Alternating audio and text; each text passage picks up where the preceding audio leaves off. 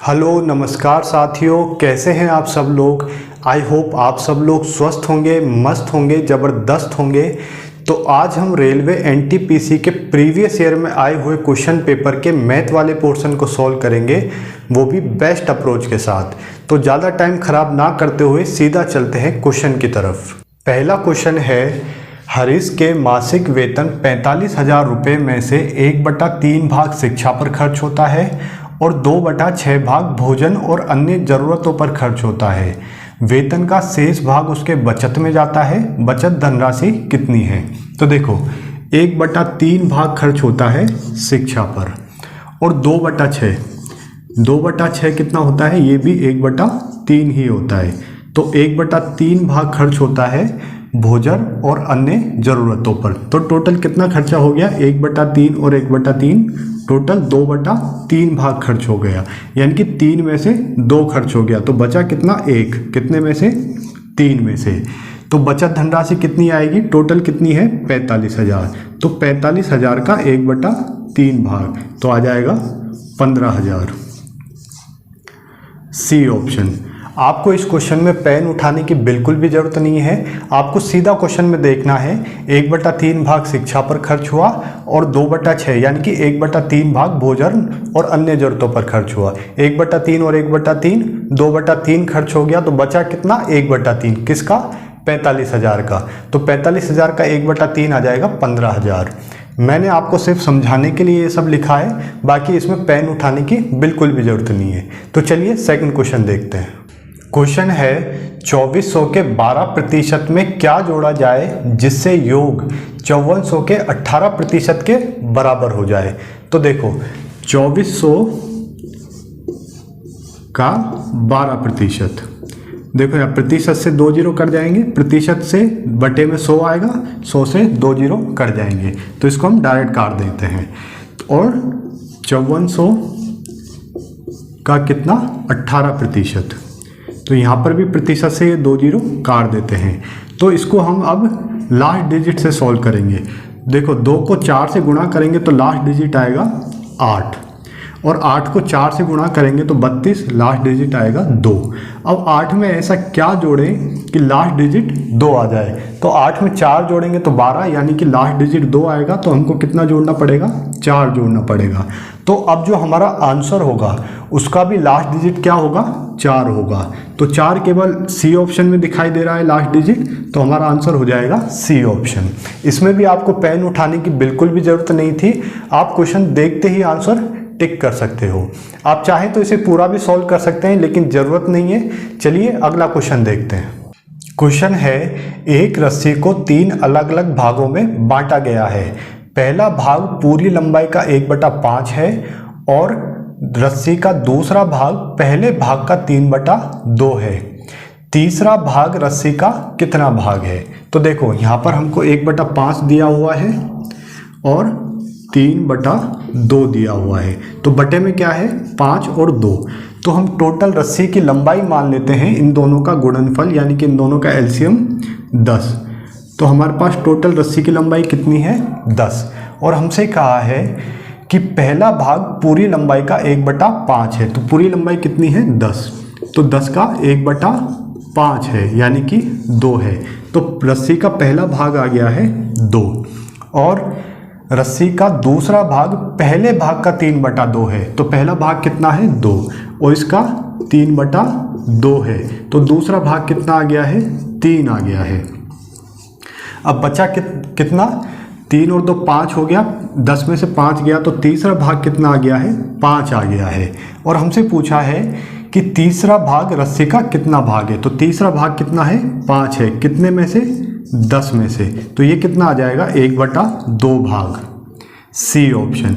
आप इसको बिना पेन उठाए भी आराम से कर सकते हो। देखिए नेक्स्ट क्वेश्चन है, 50 लड़कियों और 70 लड़कों की एक कक्षा ने एक संगीत कार्यक्रम प्रायोजित किया। यदि 40% लड़कियां और 50% लड़के भाग लेते हैं तो लगभग कितने प्रतिशत कक्षा ने कार्यक्रम में भाग लिया? तो देखो, हमको गर्ल्स की संख्या दी हुई है 50 और बॉयज़ दिए हुए हैं 70, और हमसे आंसर पूछा है परसेंटेज में। तो देखो परसेंटेज में आंसर पूछा है तो हमें एक्चुअल डेटा लेने की कोई ज़रूरत नहीं है, आप इन दोनों का रेशियो ले लो। यहाँ पर 0 से 0 कट जाएगा, तो गर्ल्स आ गई है 5 और बॉयज़ आ गए हैं 7। और आगे कहा है यदि 40% लड़कियां भाग लेती हैं, तो देखो 20% कितना होता है 1/5। अगर आपको याद नहीं है तो देखो 20%, यहाँ से प्रतिशत हटाएंगे तो बटा में 100 आएगा, तो ये कितना आ जाएगा 1/5। तो 20% होता है 1/5, तो 40% हो जाएगा इसका 2 गुना, यानी कि 2/5। तो 5 का 2/5 कितना आ जाएगा 2 आ जाएगा। और आगे कहा है कि 50% लड़के, तो 50% की फ्रैक्शन वैल्यू होती है 1/2, तो 7 का 1/2 आ जाएगा 3.5। तो देखो टोटल छात्र कितने हैं 5 और 7 12 छात्र हैं, और भाग कितनों ने लिया है 2 और 3.5, यानी कि 5.5 लोगों ने भाग लिया है। तो देखो 5.5 लोगों ने भाग लिया है कितने में से 12 में से। परसेंटेज में निकालने के लिए इसको गुणा कर देंगे 100% से। आप इसको कैलकुलेट भी कर सकते हो, लेकिन अगर आपको याद हो तो 1/12 कितना होता है 8 सही 1/3%, और इसका 5.5 गुना। देखो 8 को 5.5 से गुणा करेंगे तो 8 पंजे 40, और 8 को 0.5 से गुणा करेंगे तो 8 का आधा यानी कि 4, तो ये तो आ गया 44। अब 1/3 को गुणा करेंगे 5.5 से, तो देखो 5.5/3, इसकी वैल्यू 1 से तो ज़्यादा ही आएगी, तो ये 1 पॉइंट कुछ आएगा, तो ये 45 पॉइंट कुछ आएगा। और हमसे लगभग में वैल्यू पूछी है, तो सी ऑप्शन में आ रहा है 46%, तो सी ऑप्शन हो जाएगा हमारा आंसर। अगर आपको ये फ्रैक्शन वैल्यूज़ याद नहीं है तो यहाँ पर आपको एक टेबल दिखाई दे रही होगी, इसको आप याद कर लीजिए, आपका कैलकुलेशन में काफ़ी समय बचेगा। तो चलिए अगला क्वेश्चन देखते हैं। क्वेश्चन में हमको कुछ कैलकुलेशन दी हुई है 5 सही 2/3, तो इसको हम क्या लिखेंगे 5.2/3 होता है 0.666। इसमें हमको जोड़ना है 0.73, इसमें हम जोड़ देते हैं 0.73, तो ये आ जाएगा 6 और 3 9, 7 और 6 13, एक हासिल आगे जाएगा, ये हो जाएगा 5 और 1 6, और इसमें से हमको माइनस करना है 3.123। 6 में से 3 माइनस करेंगे तो 3 आएगा, 9 में से 2 माइनस करेंगे तो 7 आएगा, 3 में से 1 माइनस करेंगे तो 2 आएगा, 6 में से 3 माइनस करेंगे तो 3 आ जाएगा, तो ये लगभग आ रहा है 3.27, जो कि बी ऑप्शन में है, तो बी ऑप्शन। चलिए अगला क्वेश्चन देखते हैं। क्वेश्चन में कहा है एक आयत में लंबाई चौड़ाई की 2 गुनी है और आयत का परिमाप 48 सेंटीमीटर है, तो आयत का क्षेत्रफल क्या है। अगर हम चौड़ाई को x मान लें तो लंबाई आ जाएगी इसकी 2 गुना, यानी कि 2x, और हमको आयत का परिमाप दिया हुआ है, तो आयत का परिमाप होता है 2 गुना लंबाई प्लस चौड़ाई। लंबाई प्लस चौड़ाई कितना आ जाएगा 2x प्लस x, यानी कि 3x गुणा 2, और इसकी वैल्यू हमको दी हुई है 48। 3 दूनी 6, 6 8 48, तो यहाँ पे x आ गया है 8, और हमसे पूछा है आयत का क्षेत्रफल। तो आयत का क्षेत्रफल होता है लंबाई गुणा चौड़ाई, यानी कि 2x इंटू एक्स, तो ये आ जाएगा 2x स्क्वायर, और x की वैल्यू कितनी है 8, तो 8 का स्क्वायर 64, 64 गुणा 2 यानी कि 128, बी ऑप्शन। चलिए अगला क्वेश्चन देखते हैं। क्वेश्चन है एक बेलन की ऊंचाई 14 सेंटीमीटर है और वक्र पृष्ठीय क्षेत्रफल 528 सेंटीमीटर स्क्वायर है, तो बेलन का आयतन क्या होगा। तो देखो बेलन का वक्र पृष्ठीय क्षेत्रफल यानी कि कर्व सरफेस एरिया बराबर होता है 2πr/h, तो यहाँ से 2 गुणा पाई यानी कि 22/7 गुणा r गुणा h हमको दिया हुआ है 14, और ये बराबर दिया हुआ है 528 के, तो ये 7 से कट जाएगा 2 बार, 2 गुणा 22 44, 44 गुणा 2 88, 88 से कट जाएगा 48 और 4 52, तो 6 बार, तो यहाँ से r बराबर आ जाएगा 6, और हमसे आयतन पूछा है, तो आयतन यानी कि वॉल्यूम बराबर होता है पाई आर स्क्वायर एच। पाई यानी कि 22/7 गुणा आर यानी कि 6, तो 6 का स्क्वायर 36 गुणा एच हमको दिया हुआ है 14, तो ये 7 से कट जाएगा 2 बार। अब इसका लास्ट डिजिट देख लेते हैं। 2 गुणा 6 12, 12 से 2 आया और 2 दूनी 4, तो आंसर का लास्ट डिजिट होना चाहिए 4। लेकिन 4 दो ऑप्शनों में दिखाई दे रहा है, एक तो ए में दिखाई दे रहा है 1244 और एक सी में दिखाई दे रहा है 1584। अब यहाँ पे देखो 22 आ रहा है, 22 क्या है 11 गुणा 2, यानी कि ये 11 का मल्टीपल होगा, तो हमारा आंसर भी 11 का मल्टीपल होना चाहिए।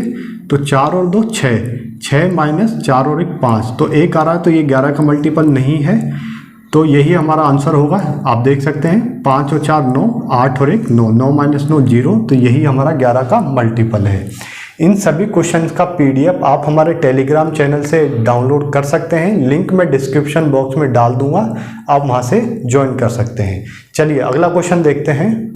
क्वेश्चन है श्वेता और हरीश ने 28,000 रुपये की आय के साथ एक प्रोजेक्ट पूरा किया, यानी कि उनको जो टोटल इनकम मिली है वो मिली है 28,000। इस प्रोजेक्ट में श्वेता ने 20 दिन और हरीश ने 30 दिन कार्य किया। यदि उनकी दैनिक मजदूरी का अनुपात 5:6 है तो श्वेता का हिस्सा कितना है। तो देखो 2 लोग हैं, श्वेता और हरीश, और इनकी दैनिक मजदूरी का अनुपात दिया हुआ है 5:6 और दिनों की संख्या दी हुई है 20 दिन और 30 दिन। तो दिनों का अनुपात आ जाएगा 2:3। तो इनकी इनकम का अनुपात निकालने के लिए इनको आपस में गुणा कर देंगे, तो 5 दूनी 10 और 6 तिया 18, तो अनुपात आ जाएगा 5:9।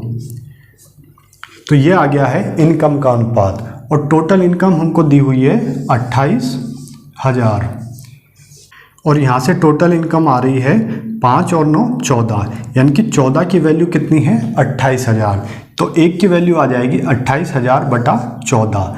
और हमसे इनकम पूछी है श्वेता की जो कितनी है 5, तो 5 की वैल्यू निकालने के लिए इसको 5 से गुणा कर देंगे, ये 14 से कट जाएगा 2000 बार, तो इसकी इनकम आ जाएगी 5 गुणा 2 यानी कि 10,000, डी ऑप्शन।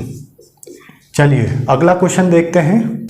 क्वेश्चन है 2 धनात्मक संख्याओं का अनुपात 3:7 है।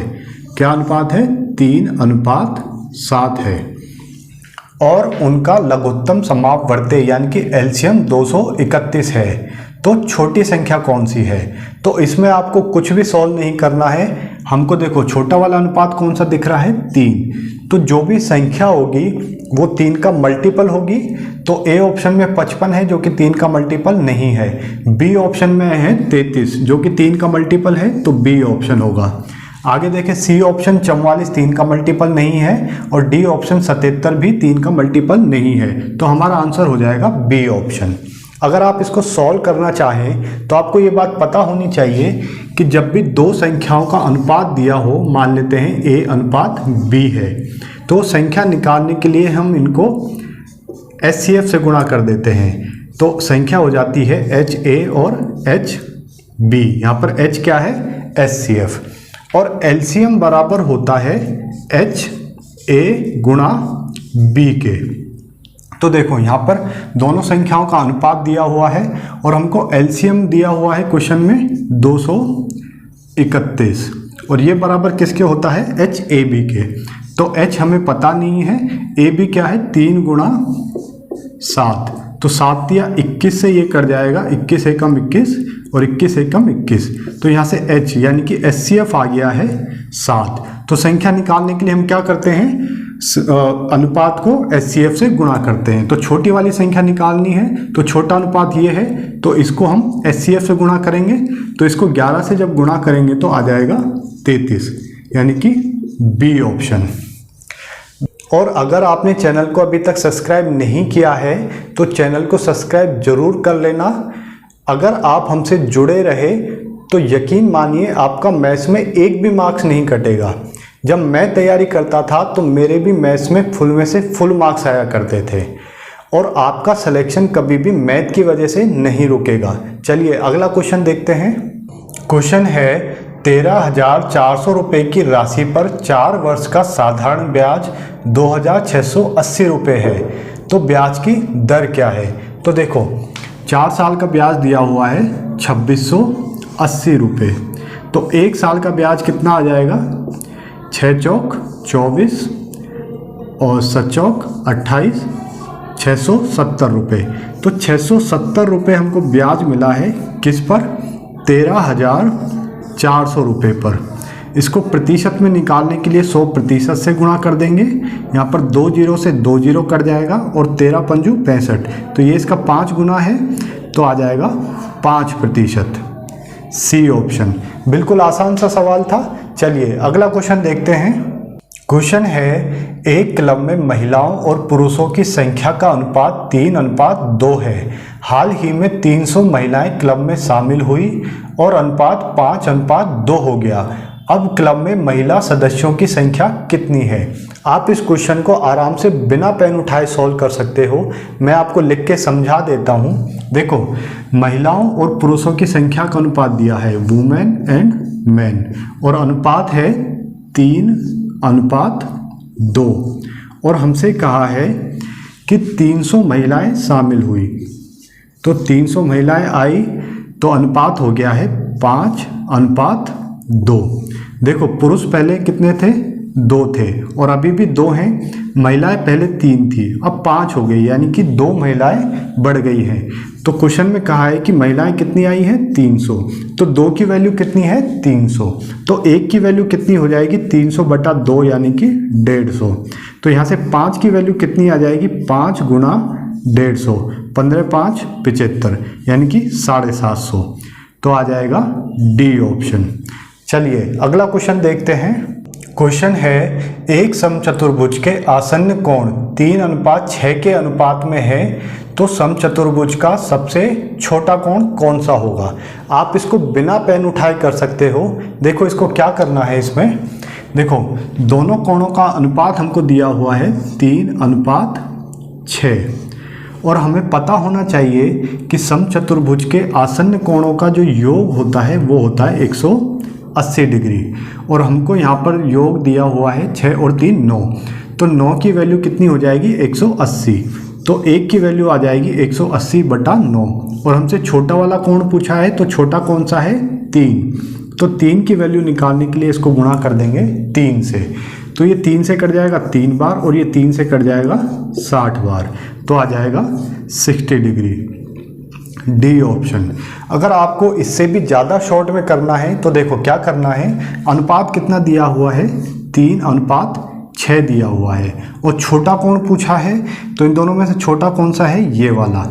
तो जो हमारा आंसर होगा वो 3 का मल्टीपल होगा।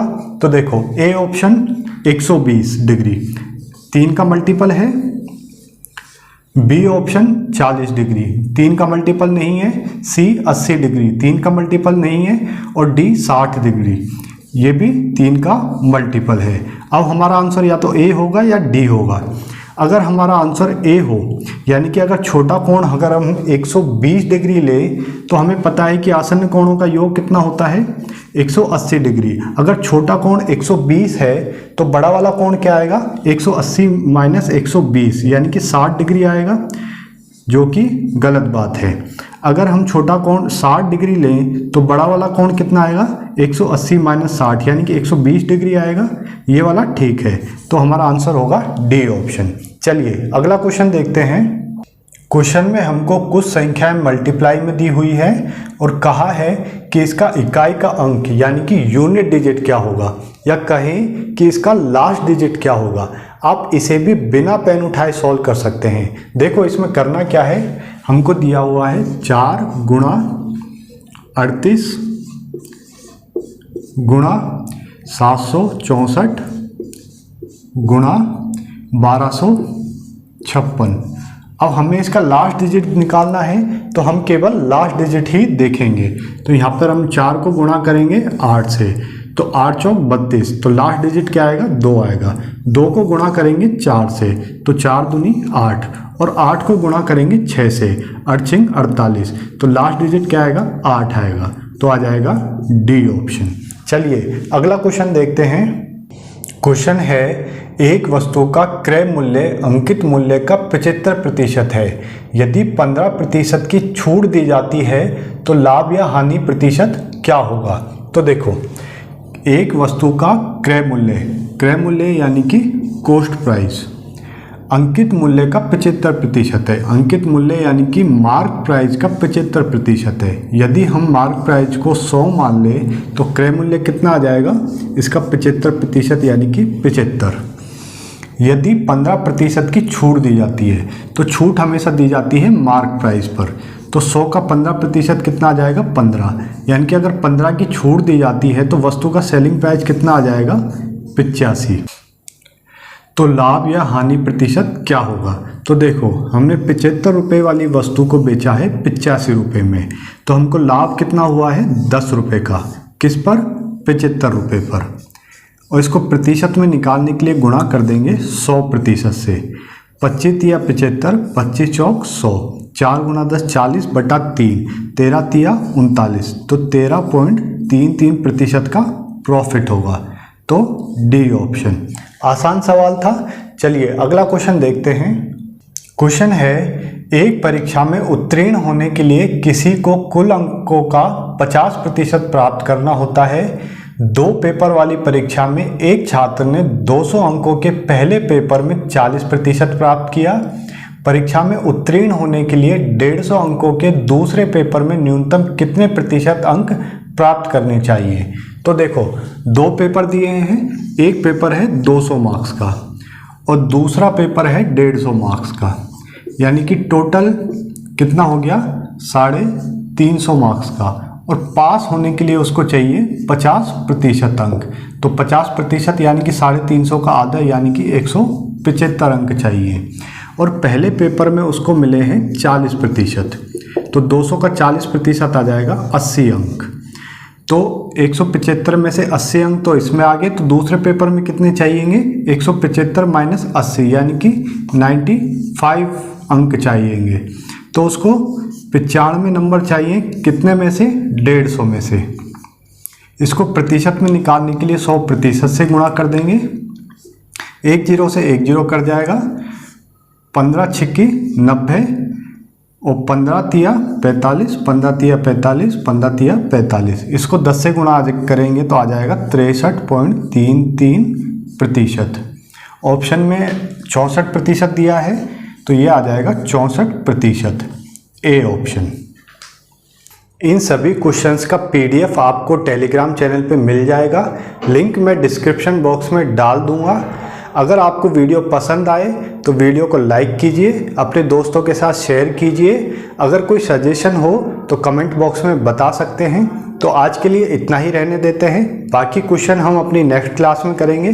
तो मिलते हैं अपनी नेक्स्ट क्लास में, तब तक के लिए धन्यवाद।